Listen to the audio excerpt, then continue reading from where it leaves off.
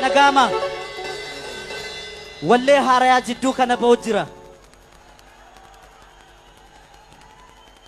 wareegamtoota qeerroodhaaf meeshaa malee walaloosaa sinii jedha walaloosaa kan barreesse yoo sangeetaawun natti yadaloosaa hojjete deemsa jilbibbii kaleessaa daguun dukkanaan gaaga'e dhaabbannee deemna har'a sintu dhadhaabbata nuu ta'e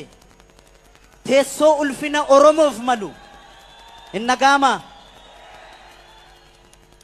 deemsa jilbibbii kaleessaa daguun dukkanaan gaaga'e dhaabbannee deemna har'a sintu dhadhaabbata nuu ta'e teessoo ulfina sabaaf malu qoltan hiraara nurra ifa nu baasuuf jecha kan aarsaa taatan nurra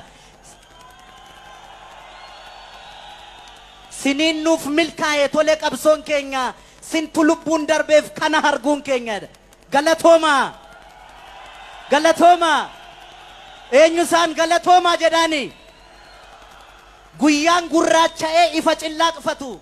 nu nyaateera sayinee nuyi abdii kutu sintu wareegame nu baafate keessa kufeen kufu kan dhugaaf dhaabbatu haqasaaf falmatu galatooma jedhaan galatooma yadaloodhaan yeroo dhiyootti argattu thank you hacee guddaa galateeffannaa